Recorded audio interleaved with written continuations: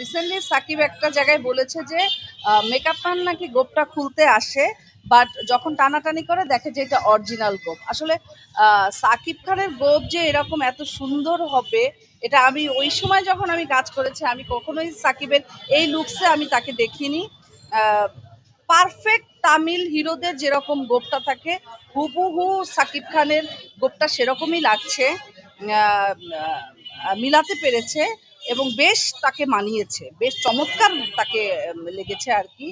তো এভাবে সাকিব খান আহ, আরো ভিন্ন ভিন্ন লুকে আসবে, কারণ তার সাকিবের চিন্তাধারাটা তো ফিল্ম নিয়ে। সো এক্ষেত্রে আহ, যার চিন্তাধারা মুভি নিয়ে ফিল্ম কেন্দ্রিক, সে তো নিজেকে ভিন্নভাবে তৈরি করতে সব সময় মনোযোগ দিবে।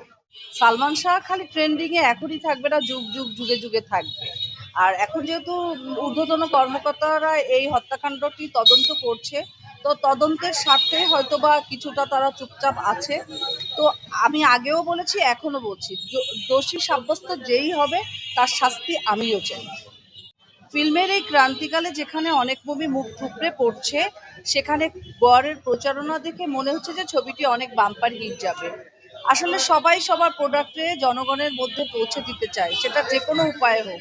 তো এখানে পথ শিশুদের খাওয়ায়, গরিব দুঃখীদের, বঞ্চিত শিশুদের খাবার খাওয়ায় যদি এই ছবিটির প্রচারণা করা হয়, এটা আমি দোষের কিছু দেখি না, ভালো উদ্যোগ।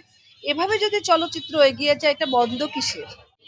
এই যে যেকোনো মেয়ে একটু ভাইরাল কথাবার্তা হলে তারা ভাইরাল একটা প্রোডাক্ট হয়ে যাচ্ছে এবং ক্যামেরা ধরছে, কথা বলছে, এটা কিন্তু কোনো এখানে যেটা ব্যাড দিক হচ্ছে, জনগণ হয়তো ক্ষণিকের জন্য তাদের মন্তব্য, কথা গ্রহণ করবে, কিন্তু একজন অভিনেত্রী, একজন আম, ভালো ছবির হিরোইন হতে গেলে এরকম অল্পতে ভাইরাল হলে হবে না।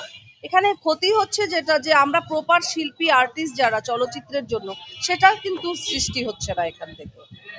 এটা আমি অনেক বাজে দিকও বলতে পারবো, এই যে ভাইরাল হওয়ার যে প্রবণতাটা, এটার এটার অনেক ব্যাড সাইডও